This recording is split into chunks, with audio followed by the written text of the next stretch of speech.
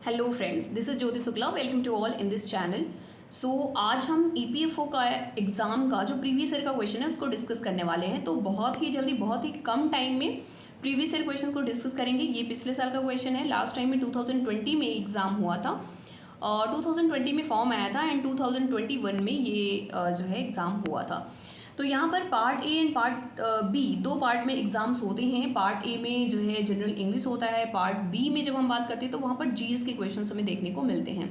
तो चलिए डिस्कस करते हैं फर्स्ट पार्ट को। तो फर्स्ट पार्ट में है first question, today the newspaper is full of carnage. यहाँ पर हमें बताना है साइनोनाइम्स। तो ये 5 क्वेश्चन जो है उनको साइनोनाइम्स हमें बताना है।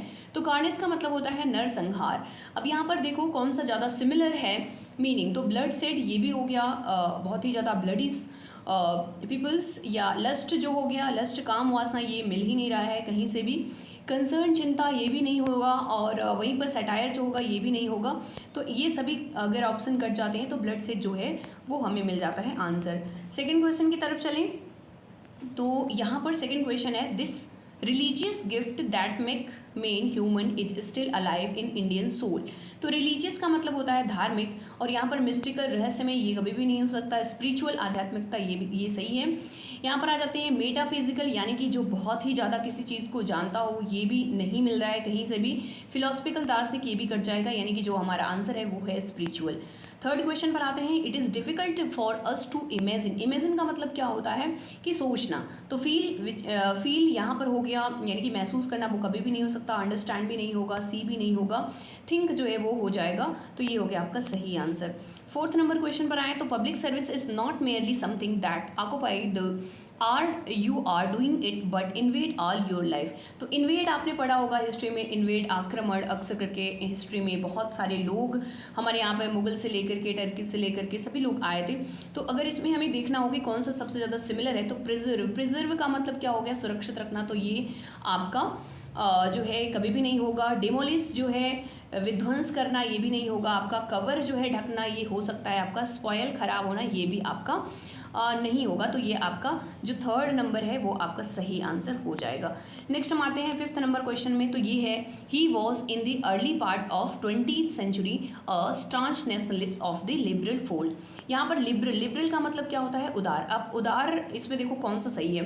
प्रोफ्यूज का मतलब प्रचुर, यानी कि बहुत ज़्यादा क्वांटिटी में, ये कभी भी नहीं होगा। प्लेंटीफुल भी नहीं होगा, ये आपका डॉगमेटिक भी नहीं होगा। टॉलरेंट जो है वो आपका सही आंसर हो जाएगा। नेक्स्ट हम आते हैं सिक्स नंबर, यहाँ पर स्पॉटिंग द एरर। तो यहाँ पर हमें एरर को जो है स्पॉट करना है। यहाँ पर 4 ऑप्शन दिए हुए हैं, यानी कि फर्स्ट 3 जो आपका स्टेटमेंट आप देख सकते हो, ए बी सी, 3 पार्ट में एक सेंटेंस को जो है वो ब्रेक किया गया है। इसमें आपको देखना है कि कौन सा सेंटेंस, यानी कि कौन से पार्ट में जो है एरर है। अगर नहीं एरर है तो हमारा जो है फोर्थ नंबर ऑप्शन जो है वो हो जाएगा। तो फर्स्ट यानी कि 6 नंबर क्वेश्चन है, neither the servant nor the clerk has done this. और फोर्थ जो ऑप्शन है वो है नो एरर। तो यहाँ पर आपको पता है कि नाइदर के साथ में नॉर लगता है, तो ये स्टेटमेंट जो है वो बिल्कुल सही है, इसमें कोई भी एरर नहीं है। तो डी ऑप्शन जो है वो सही हो जाएगा। 7th नंबर में आते हैं, the car which went past us when we were driving on the highway must have been doing at least 100 miles an hour। तो यहाँ पर भी कोई भी एरर नहीं दिख रहा है, तो डी ऑप्शन जो है वो आपका सही हो जाएगा। नेक्स्ट आते हैं 8th नंबर में, Raju will be back home in an year. अब यहाँ पर देखो, जब भी बैक होना होता है ना तो वो इन एन ईयर नहीं होता है, क्योंकि किसी टाइम पीरियड में वो बैक हो रहा है, इसलिए इन एन ईयर नहीं बल्कि विद इन एन ईयर होगा। इसलिए ये ऑप्शन आपका सही हो जाएगा। तो बी जो है वो सही हो जाएगा बिल्कुल। 9th नंबर में आते हैं, I have much work to do no error. तो यहाँ पर अगर देखो तो आई हैव मच वर्क दिया है, राइट। तो वर्क के साथ में आप मच लगा सकते हो, क्योंकि ये होता है आपका अनकाउंटेबल नाउन। तो ये आपका हो जाएगा ये आपका हो गया डी, नो एरर। नेक्स्ट आते हैं 10th नंबर में, psychology did not develop into a science based of careful दिया हुआ है। तो ये गलत है, ऑफ नहीं होगा बल्कि ऑन हो जाएगा। तो ये आपका बी ऑप्शन जो है वो सही हो गया।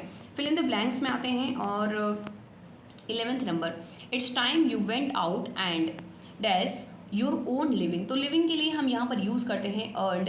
तो ये आपका हो जाएगा बिल्कुल सही ऑप्शन। 12th नंबर क्वेश्चन पे आते हैं, the elephant failed into the hunters had set. तो यहाँ पर आप देख सकते हो कि ट्रैप हो जाएगा। ट्रैक और ट्रिक का कोई मतलब ही नहीं निकलता है, तो ये आपका सही आंसर है। 13th नंबर क्वेश्चन पर आते हैं।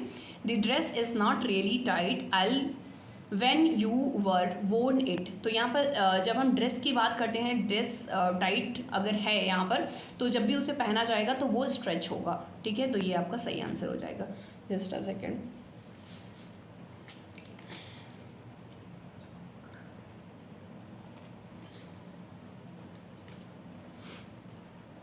नेक्स्ट आते हैं 14th नंबर क्वेश्चन में।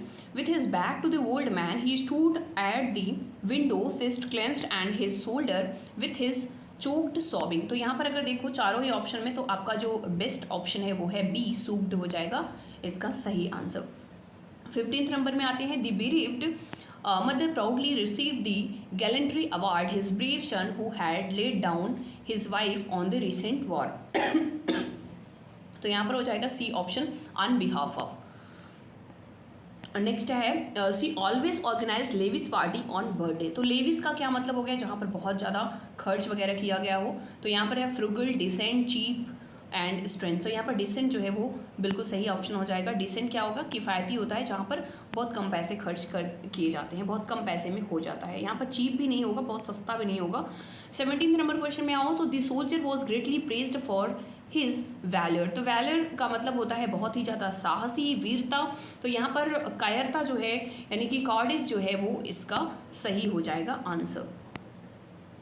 यहाँ पर एंटोनाइम्स की बात हो रही थी ना, तो ये आपका हो गया सही। नेक्स्ट आते हैं 18th नंबर क्वेश्चन पर, और यहाँ पर है these region are very fertile. Fertile मतलब उपजाऊ, तो उपजाऊ का अपोजिट होता है बैरन। ठीक है, बंजर हो जाना। नेक्स्ट है 19th नंबर, some Sikh immigrants were detained at airport. कुछ इमिग्रेंट्स जो हैं यहाँ पर हैं, तो इमिग्रेंट्स का मतलब होता है कोई बाहर से आया हो, कोई विदेशी आया हो। तो यहाँ का इसका अपोजिट क्या हो जाएगा, नेटिव, यानी कि जो यहाँ का रहने वाला हो। 20th नंबर क्वेश्चन पर आते हैं। The question are so elementary. Elementary का मतलब क्या हो, बहुत ही सामान्य, बहुत ही प्रारंभिक अगर क्वेश्चन है तो उसका क्या हो जाएगा, एडवांस। ठीक है, तो एलिमेंट्री का अपोजिट एडवांस। अब यहाँ पर है पार्ट ए को पार्ट बी में, अब ये यहाँ से जीएस जो है वो शुरू हो जाता है। तो यहाँ पर हम देखेंगे मैच करना है क्लोजर, क्लोजर और इसके सामने दिया हुआ है किसी नियोजन स्थान का स्थायी रूप से बंद कर दिया जाना। तो बिल्कुल सही है, ये पहले का पहले में ही हो जाएगा। Workman, any person employed in any industry to skilled, unskilled और मैनुअल वर्क। तो ये भी सही है, यानी कि कुशल, अकुशल अथवा शारीरिक कार्य करने के लिए किसी उद्योग में नियोजित कोई व्यक्ति। स्ट्राइक में आते हैं तो प्रबंधन द्वारा घोषित कार्यस्थल की स्थायी बंदी, ये नहीं है। सी का चौथा ऑप्शन भी हम देख लेते हैं कि मे भी ये मैच करे। तो कर्मचारियों द्वारा काम बंद कर दिया जाए, या cessation of work by employees, तो ये हो जाएगा, यानी सी का जो है वो चौथा ऑप्शन जो है वो हो जाएगा। तो सी को हम मैच करेंगे चौथे में। ठीक है, तो 4th नंबर में वो मैच होगा। एंड डी लॉकआउट यानी तालाबंदी, और तालाबंदी का जो हो जाएगा वो 3rd में हो जाएगा, यानी कि यहाँ पर आ जाएगा, यानी प्रबंधन द्वारा घोषित कार्यस्थल की स्थायी बंदी। तो अब देख लेंगे कि कौन सा ऑप्शन जो है वो मैच कर रहा है। तो यहाँ पर अगर देखो तो ये वाला हो जाएगा ऑप्शन 1, 2, 4, 3। यहाँ पर आप देख सकते हो इस टेबल में भी सभी सामने सामने मिले हुए हैं, बंदी, कर्मकार, हड़ताल और तालाबंदी का। नेक्स्ट आ जाते हैं नेक्स्ट क्वेश्चन पर। तो कारखाना अधिनियम यानी कि फैक्ट्री एक्ट 1948 के अनुसार कुमार एडोलसेंट, यानी एडोलसेंट क्या होता है, एडोलसेंट हम किसे कह सकते हैं। तो एडोलसेंट जो होता है वो आपका यहाँ पर देखोगे तो 15 वर्ष की आयु पूरी कर ली हो लेकिन 18 वर्ष से कम हो, यानी 15 से 18 तक की जो एज होती है उसको हम बोलते हैं एडोलसेंट। नेक्स्ट हम आ जाते हैं और किसी नियंत्रित उद्योग का क्या अर्थ है, यानी कंट्रोल इंडस्ट्री। तो जो कंट्रोल इंडस्ट्री होता है ना वो सेंट्रल गवर्नमेंट के द्वारा जो है वो किया जाता है, उसको कंट्रोल किया जाता है। तो ये 23 नंबर का हो जाएगा ए ऑप्शन। नेक्स्ट हम आ जाते हैं 24 नंबर में। What is the minimum under of member required for the registration of trade union. तो ट्रेड यूनियन के रजिस्ट्रेशन के लिए मिनिमम कितने मेंबर्स की जरूरत होती है, तो 7 मेंबर्स की जो है वो मिनिमम जरूरत पड़ती है। 25 नंबर में आ जाते हैं। Which of the following dispute are considered as trade dispute. तो ये डिस्प्यूट दिए हुए हैं 3, इनमें से देखना है कि कौन सा ट्रेड डिस्प्यूट के अंतर्गत आता है। तो ये तीनों ही आ जाते हैं, यानी कि एम्प्लॉयमेंट भी आता है, नॉन एम्प्लॉयमेंट भी आता है एंड कंडीशन ऑफ लेबर भी आता है। तो यानी तीनों ऑप्शन यहाँ पर दिया हुआ है, आपका सी नंबर बिल्कुल सही हो जाएगा। नेक्स्ट क्वेश्चन में आते हैं। विच one of the following is not a language translator. तो ट्रांसलेटर इसमें से कौन सा नहीं है, तो assembler, linker, interpreter and compiler. तो यहाँ पर आपका बी ऑप्शन जो है वो सही हो जाएगा। लिंकर जो है वो ट्रांसलेटर नहीं है, बाकी सभी जो है वो ट्रांसलेटर हैं। नेक्स्ट आता है 27 नंबर में, निम्नलिखित कथनों में कौन सा सही है? आउटपुट डिवाइसों का डिवाइस परिचालक, ठीक है, या इंग्लिश में देख सकते हो a device driver of output devices. तो यहाँ पर है पहला, interpret input provided by the user into computer usable, interpret computer output into user understandable form. यही है, यानी कि आउटपुट क्या होता है, जब हम कोई इनपुट किसी भी कंप्यूटर में डालते हैं तो वो प्रोसेस करके हमें आउटपुट देता है, और वो आउटपुट क्या होता है, वो हमें अंडरस्टैंडेबल फॉर्म में देता है। तो ये आपका बिल्कुल सही आंसर हो जाएगा। आप चारों ऑप्शन चाहो तो पढ़ सकते हो। मैं यहाँ पर टाइम वेस्ट नहीं करना चाह रही हूँ, मैं बहुत जल्दी से इसे सारे 120 क्वेश्चन यहाँ पर डिस्कस करने का सोच रही हूँ। नेक्स्ट आता है निष्पादन के लिए, यानी कि which one of the following is register is use to keep track of the next instruction to be executed. निष्पादन के लिए किए जाने वाले परवर्ती अनुदेश व दृष्टि रखने वाले निम्नलिखित में से कौन से रजिस्टर का उपयोग किया जाता है? तो यहाँ पर अगर देखो तो सभी ऑप्शन में ये आपका सी ऑप्शन जो है वो बिल्कुल सही हो जाएगा, यानी प्रोग्राम काउंटर। नेक्स्ट हम आते हैं निम्नलिखित में से कौन सा ऑडियो फाइल फॉर्मेट नहीं है?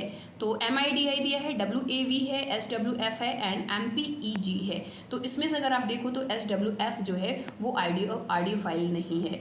नेक्स्ट आते हैं सूचना के संचयन, यानी कि which one of the following is denote the sequential electronic circuit that is use to store 1 bit of the information. तो यहाँ पर अगर आप देखो तो फ्लिप फ्लॉप जो है वो सही आंसर हो जाएगा। तो register and transistor and capacitor नहीं होगा, बल्कि क्या होगा, फ्लिप फ्लॉप जो है वो सही हो जाएगा। नेक्स्ट आते हैं हम, निर्गुण भक्ति का निम्नलिखित में से किससे संबंध है? ठीक है, तो शैव यानी कि शिव की पूजा करना, तो शिव की पूजा करना तो सगुण होता है, तो ये बिल्कुल हो ही नहीं सकता है। वैष्णव की पूजा यानी विष्णु की पूजा करना, ये भी सगुण है। अवतार की उपासना ब्रह्मा विष्णु महेश राम लक्ष्मण जो भी हैं, तो सब ये क्या है, ये सब सगुण हैं। और ईश्वर के निराकार स्वरूप की उपासना ये है। लेकिन UPSC ने इसका आंसर इसको ड्रॉप कर दिया था, इसको छोड़ दिया था, इसको काउंट ही नहीं किया था। अब पता नहीं उनका क्या व्यू था। What did Aine Akbari seek to promote with the frontier of the Mughal state? तो आईने अकबरी आपको पता है कि ये किससे रिलेटेड है, ये अकबर से रिलेटेड है। और हमें पता है कि सभी मुगलों में सबसे अच्छा काम अगर किसी ने किया था वो किया था अकबर ने। ठीक है, तो अब अकबर के बारे में हम कोई भी खराब स्टेटमेंट होगा तो उसको हम अलग कर देंगे। तो क्या है, कुलीनता को सनकों से प्रभावित सामाजिक असमरसता, सनक से प्रभावित ऐसा कभी हो सकता है क्या कि अकबर के यहाँ ऐसा कुछ रहता हो, तो ये गलत हो जाएगा। प्रांतीय इकाइयों को केंद्रीय शासन से समाप्ति, तो प्रांतीय इकाइयाँ बल्कि उसने स्टार्ट किया था, बल्कि और यहाँ पे क्या कह रहा है कि समाप्ति, तो ये भी नहीं होगा। शक्तिशाली शासक वर्ग के समर्थन, सामाजिक समरसता, ये ठीक है, हो सकता है। मुगल आधिपत्य को समाप्त करना, वो मुगल खुद था तो वो कैसे समाप्त कर देगा, तो ये भी गलत हो गया। तो बेस्ट ऑप्शन जो है वो हमारा सी नंबर है वो। नेक्स्ट आता है, गांधी जी ने दांडी नमक यात्रा का प्रारंभ किस स्थान से किया था? तो साबरमती आश्रम सभी को पता है, इवन बहुत सारे म्यूज़िक वगैरह, और साबरमती आश्रम बहुत ही ज़्यादा फेमस है, काफ़ी अच्छा टूरिस्ट प्लेस है, लोग जाते हैं वहाँ पर। तो आप सभी को पता है कि दांडी मार्च जो है वो गांधी जी ने 12 मार्च 1930 को शुरू किया था और 6 अप्रैल 1930 को ये खत्म हो गया था। नेक्स्ट आते हैं नेक्स्ट नंबर क्वेश्चन पर, निम्नलिखित में से कौन कांग्रेस पार्टी में समाजवादी गुट के सदस्य नहीं थे? तो जयप्रकाश नारायण भी थे, NG रंगा भी थे, नरेंद्र देव भी थे, लेकिन राजेंद्र प्रसाद जी नहीं थे। तो ये हो जाएगा आपका सही आंसर। नेक्स्ट आते हैं मैकाले के वर्ष 1835 की शिक्षा संबंधी कार्यवृत्ति में निम्नलिखित में से किसकी अनुशंसा नहीं की गई थी? तो अंग्रेजी में शिक्षण, उदार साहित्यिक प्रशिक्षण, शिक्षा के उच्च स्तरों पर केवल पाश्चात्य विषयों का शिक्षण, एंड शिक्षा के उच्च स्तरों पर पाश्चात्य और प्राच्य दोनों विषयों का शिक्षण। ये बिल्कुल गलत है, क्योंकि उन्होंने ना उच्च स्तर पर बोला था कि सिर्फ और सिर्फ इंग्लिश चलना चाहिए, लेकिन यहाँ पर क्या कह रहा है, प्राच्य और पाश्चात्य दोनों। तो ये जो है स्टेटमेंट गलत हो जाएगा। नेक्स्ट आते हैं, और गलत ही हमको क्या बताना था, सही, क्योंकि यहाँ पे पूछा था नहीं। नेक्स्ट आते हैं हम 36 नंबर पे, तो ब्रह्मपुत्र नदी के ऊपर धुबरी और फुलबारी के बीच प्रस्तावित पुल से निम्नलिखित में से कौन सा राज्य असम के साथ सीधे जुड़ा हुआ है? तो अगर आप इसको मैपिंग में देखो तो अरुणाचल प्रदेश ऊपर है, तो ये बिल्कुल भी नहीं हो सकता। पश्चिम बंगाल बगल में है, लेकिन अगर हम इसकी धुबरी और फुलबारी नदी की बात करेंगे ना, तो ये अगर जुड़ता है तो वो मेघालय के साथ में डायरेक्टली जुड़ता है। तो ये उस समय करंट का न्यूज़ रहा होगा, इसलिए यहाँ पर क्वेश्चन दिया था। नेक्स्ट है, निम्नलिखित में से कौन सा सही है? तो भारत रामसर कन्वेंशन का हस्ताक्षर करता है, बिल्कुल सही है। रामसर कन्वेंशन आर्द्रभूमि संरक्षण से संबंधित है, ये भी सही है। इस समय भारत में 76 रामसर स्थल है, बिल्कुल नहीं, ये गलत है, क्योंकि इस समय प्रेजेंट टाइम में रामसर स्थल जो है वो 75 है, और पिछले साल ही, क्योंकि हम लोग 75 जो है है स्वतंत्रता दिवस मना रहे थे, इसलिए 75 यानी कि 75 रामसर साइट्स को जो है वो लिस्टेड किया गया था। कब मनाया जाता है वर्ल्ड वेटलैंड डे? तो वो मनाया जाता है 2 फरवरी को। ऐसा क्यों है? क्योंकि इसी दिन रामसर कन्वेंशन पर साइन किया गया था। तो ये चीज़ें हमें कुछ बेसिक है जो याद रखनी है।